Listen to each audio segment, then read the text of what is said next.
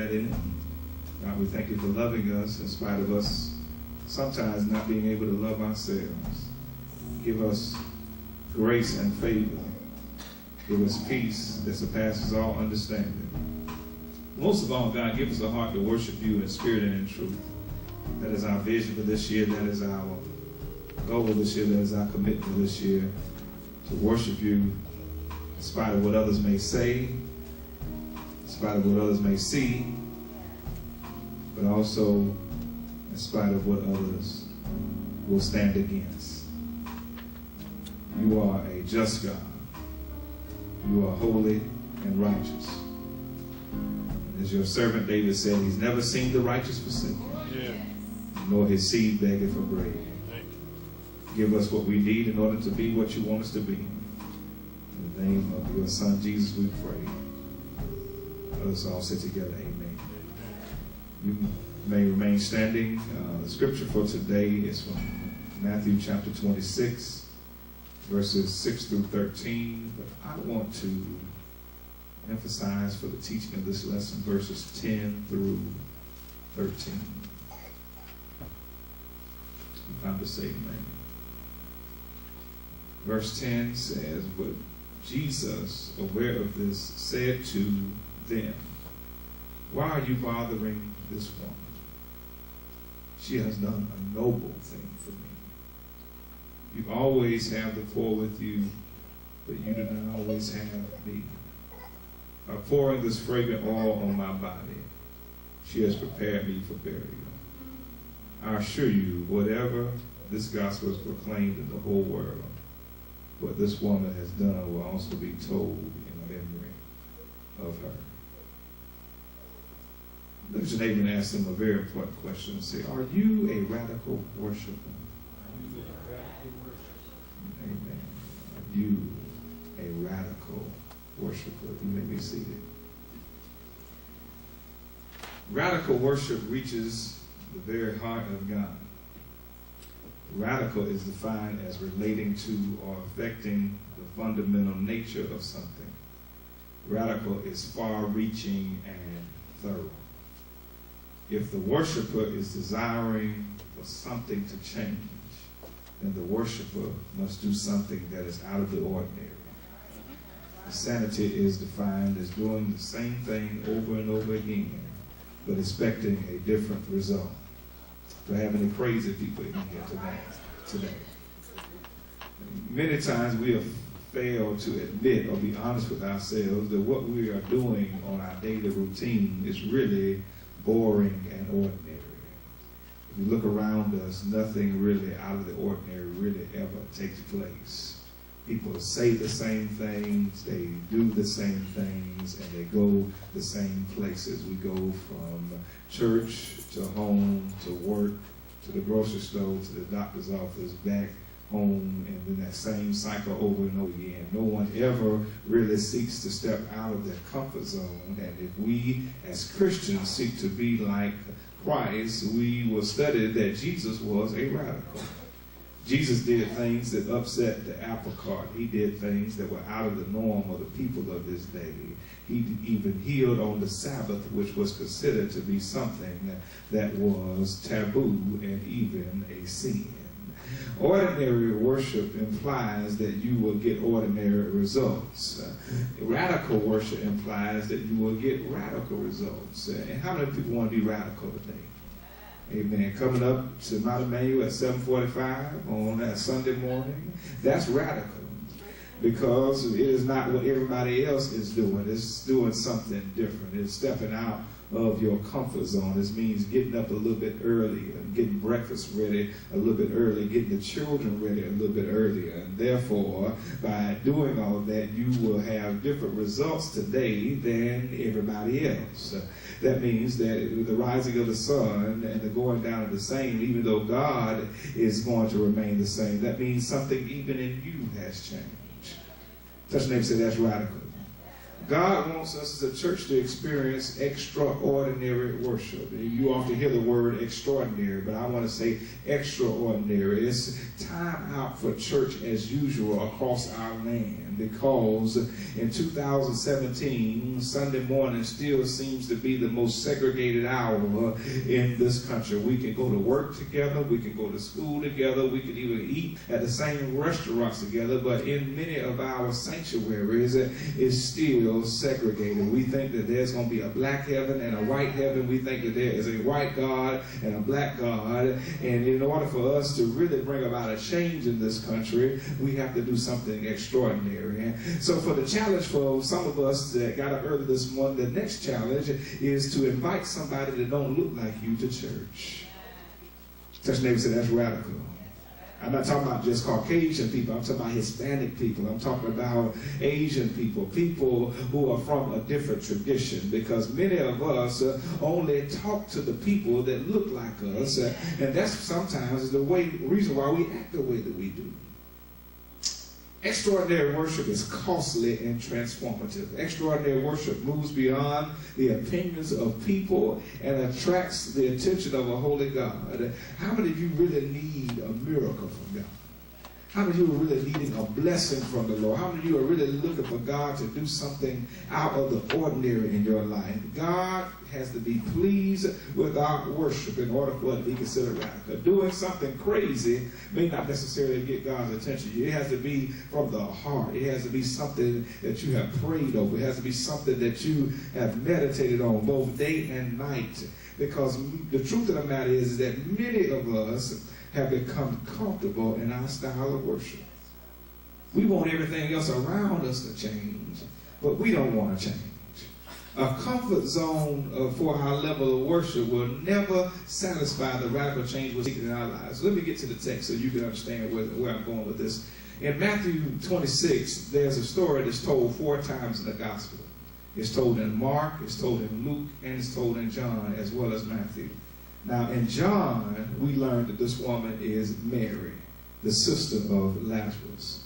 Many Bible scholars have wondered why the traditions and the accounts of this story are so different in the synoptics verses as it's written and recorded in the Gospel of John. And some argue that John's version is the oldest oral tradition of the story. In the other 3 Gospels, the woman is not named, but in John's Gospel, we learned that it's Mary, the sister of Lazarus. Some people even thought that in the other Gospel, it was implied that it was Mary Magdalene, the woman that Jesus cast out 7 demons from. But whoever the woman was, we understand that a tremendous sacrifice was made.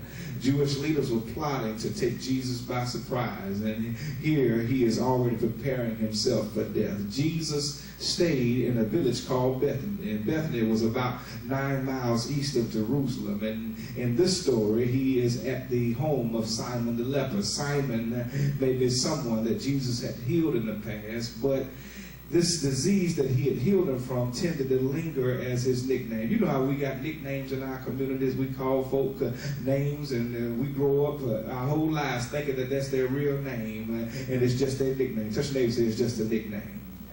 The nickname was Simon the leper. This was a man who invited Jesus to his home, and Bethany was the village. This is where Jesus also had raised Lazarus from the dead. And while Jesus one day was reclining on a couch and having dinner, this woman interrupted an evening meal, and she came in with a jar of perfume called spikenard. And it was very expensive. And in this spikenard, she broke the box and poured the oil on Jesus' head, and the perfume filled the room. You would have thought that the disciples would have been happy, but the disciples protested that this was a waste of money. And if we read John's account, we'll understand why Judas was so upset, because Judas was a tricky trustee. He was one that watched the money for them, but he wanted to keep some for himself. Jesus said that this woman has not done something bad, but she has done something that is radical and good. She prepared him for his burial. That's powerful. Because if you fast forward in the story, you know that when the sun went down, they didn't have time to prepare Jesus for his burial because the Sabbath had already begun. They had to put his body in a borrowed tomb. So if you studied the story, Jesus was prepared for his burial before he died, and he was put in a borrowed tomb that he wasn't going to need for very long. So that ought to tell you that whatever you are going through is that radical worship is going to help you fast forward the pain of the process. 3 days is not a long time. And if you go back and study, it really wasn't even 3 days. It really was about 36 hours where Jesus was dead, buried, and resurrected. So here's a question for today. As we look at ourselves, we look at our church, we look at our community, we look at our country, we look at our world. If we say that we need radical worship, how do we demonstrate it? The answer is in our lesson. Let's look at verse 6. While Jesus was in Bethany at the house of Simon, a man who had a serious disease, a woman approached him with an alabaster jar of very expensive fragrant oil. She poured it on his head as he was reclining on the table. Look at your neighbor and say, radical worship is costly. In other words, a jar of alabaster was an entire year's wage for the average working person. Look around us today. If we really think about what it takes for us to work for in a year, this woman took your year's salary and purchased a jar of perfume that came all the way from India and took not a portion of the jar, but took the entire jar and broke it and poured the oil all over Jesus' head. In other words, it took her something to express her love for him because she had been through something. And the reason why some people can't worship God radically and understand that it's costly because we try to act like we ain't never been through nothing. See, the truth of the matter is that some folks had to go through hell before they even got to church on Sunday morning. Touch neighbor say, I don't look like what I've been through. It costs to worship God. It costs him everything. It ought to cost you something. We got so many cheap folk in church, not just cheap in their giving, but they are cheap in their worship. They don't even want to raise a pinky finger towards God. They don't even want to give God a patty cake and say that he is the baker's man. They don't even want to say thank you because it might cost them the pretty little breath from their lungs. This woman stepped out of her comfort zone. She interrupted a meeting where she was a woman and they were men. It was socially and ethically taboo for a woman to interrupt the conversation of men. But she didn't care about all of that. She knew that it cost her some money, an entire year's salary to get this alabaster. We don't even know what she had to go through to get it. We don't even know what she was saving it for. But God purposed her before time to save that alabaster box for the Son of the living God. Worship is costly. Radical worship should cost you to do some things differently in 2017 that you did not do in 2016. It ought to cost you some time. It ought to cost you some talent. It ought to cost you some of your treasure, because if you want to see kingdom work, you got to be a part of the kingdom and not just a spectator in the kingdom. You got to participate in what you're wanting God to do. The woman broke the box and poured it all over Jesus. And just like then and now, when you do something radical, church folk will have something to say about it. When the disciples saw it, they were not happy. They said, why this waste? They asked, this might have been sold for a great deal and given to the poor. Not only is radical worship costly, radical worship is controversial. My brothers and sisters, this is why we are stuck where we are as a people, because we are always worried about what somebody else is going to say. We're so worried about people complaining and worried about people criticizing, and we're so worried about controversy that we'd rather stay in the barrel with the rest of the crabs and let them pinch us to death than to get out of the barrel and worry about the crabs trying to pull us back down. Touch your neighbor, say it's controversial. Controversy is commonplace. You can't live a life without conflict. You can't live a conflict-free life. When you understand that as a worshiper, that it's going to cost you something because it cost Jesus something, but also that it's going to be controversial because people are going to get upset with you trying to do something different. That all the disciples wanted to do was to treat the treasury of the Jesus movement as if it was a bank. They just wanted to keep money in there so they could feel secure and safe and not really do anything radical with it, because they were worried about what people were going to say. They didn't want to rise too high that the Jews might criticize them. They didn't want to go too low that the Romans might walk over them. But wherever they were afraid of, they wanted to use this woman as a scapegoat, as if she had done something wrong. My brothers and sisters, I can identify with this woman, because some of the greatest criticism that I have ever received was not when I did the wrong thing. It was when I did what I believed was right. People criticized me like I was crazy, like I was doing something silly. Anybody ever been there before? If you were selling drugs and smoking crack and drinking liquor and doing everything that everybody else is doing, anybody said nothing.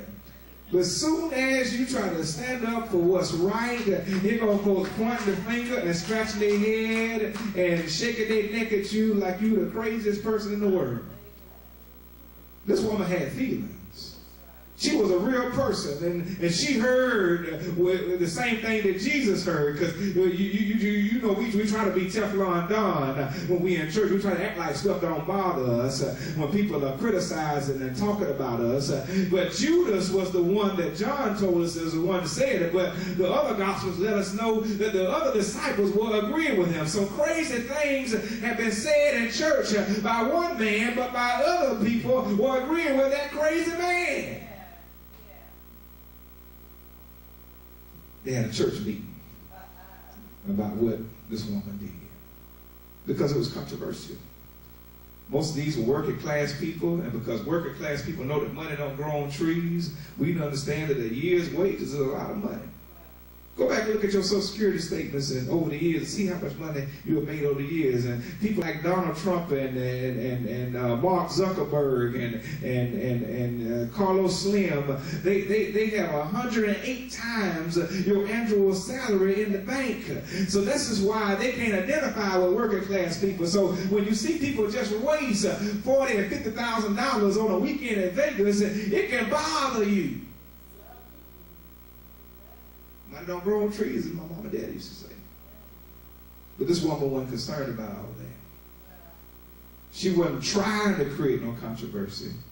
She was trying to do what all of us need to be focused on. Not only do we have to understand that it's costly, radical worship is controversial, but radical worship requires commitment. Touch your neighbor and say commitment. So this is how you're going to really see if you're a radical worshiper. It's not based on your ability to conceive something crazy and execute it. It's your ability to do what God requires that is needed and remain committed to it regardless of what people say about it. See, she didn't go back and take that oil that was dripping down Jesus' head and try to scrape it back up and put it back in that bottle, which is what some of us would have tried to do. We would have tried to give God some of our change and some of our leftovers and tried to use it again and maybe even take some of it and sell it back in the marketplace. But Jesus was aware of how the disciples felt because he knew their commitment. And Jesus was aware of how the woman felt. He knew her commitment. But the question of the day is not where her commitment is or where the disciples' commitment is where is your commitment? Guess what, church? We did a survey last month of having a 745 worship service killed. 48 people completed that survey. And 34 people said that they wanted to have a 745 worship service. Stay right there. 48 people completed the survey, and 34 people said they wanted a 745 worship service. And I want you sometime before the end of this sermon to look around the room and see how many people are here. Look to them and say, where's your commitment? So you got to be careful, church, of following the demands of people who are not committed. This is what America has turned into. We turned into a nation of scholars. We complain about Barack Obama, but not one controversy came up during the entire 8 years of his presidency. George W. Bush took us to a war under false pretenses. Bill Clinton had sexual relations with a woman in the White House. Richard Nixon had somebody break into the buildings to steal information that would help him win the election. And ain't not one thing happened under Obama's leadership, but we have some people that are complaining and say they need a change.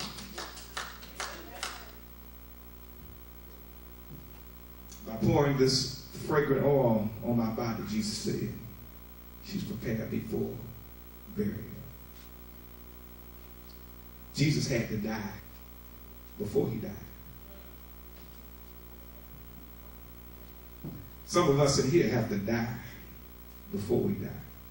And I'm not talking about a physical death. I'm talking about a death of your old identity, a death of the old man, the death of you who would have been arguing with Judas over whether or not you should have broke the fragrant oil over Jesus' head or not. Many of us, we get sucked in to the vacuum by people who really don't have no common sense, and we'll find ourselves silly and foolish by arguing with people who ain't got no sense. And we realize that our commitment is not where their commitment is, and the reason why there's a controversy in the first place is because you're trying to have a community of believers where everybody is on different levels in their walk with God. And the only thing God is looking for is to find out who is really serious about this kingdom message. He said, I assure you, wherever this gospel is proclaimed in the world, what this woman has done will also be told in memory of her. Here's the conclusion of the story that I want you to think about. This is what you need to write down in your notes. This is a very important question that you need to ask yourself this day by being here at this time and in this place. And that question simply is this: what do I want to be remembered for? Many people, because of tradition, remember that song that sang at funerals, Kelvin, may the works I've done speak for me. The sad story is that some of us, our works ain't going to say a thing. Our obituary is going to be about 3 sentences long. We're going to have our mom and daddy's name on the first line. It's going to have our name on the second line. It's going to have the day we died on the third line. Because most of our lives, we have done absolutely nothing. When I say nothing, I don't mean that you didn't go to school and you didn't go to work and you didn't go to church. I'm not saying that. I'm saying that what have you done that was any different than what everybody else was doing? This woman was going to be remembered because she's the one that spent an entire year's wages to show her appreciation for Jesus because she understood the cost that he was about to pay to give his life for the sins of the entire world. So she said the year's salary that she had earned was worth the effort and the commitment that she had given, because this is something that she already had made up in her mind that she was going to do, irregardless of what people had to say, irregardless of what people thought that she should have spent. Some people said that she probably could have baked them a cake or even made them some cookies to show her appreciation, but she didn't want to do what everybody else was doing. She wanted to do something radical. This week we've been on a fast as a church. I don't know how many fasts. I don't know how consistent they were with the fast. I already know how committed they were with the fast, but I know that taking time out to do something different because you want to please the Lord is radical. God honors radical worship. And there's a story I want to close and tell you about a teacher. She was a kindergarten teacher. She gave her class an assignment for show and tell. And each student was instructed to bring an object to the class show and tell that represented their religion. The first student got up in the front of the class and said, "My name is Benjamin and I'm Jewish, and this is the Star of David." Everybody clapped their hands, and Benjamin took his seat. The second student got up and said, "My name is Mary, I'm Catholic, And here's a rosary. She had the little beads with the cross on the end of it. And everybody clapped their hands because Mary was Catholic and she brought her rosary. The third student got up in the front of the class and said, my name is Tommy and I'm Baptist and here is a plate of fried chicken.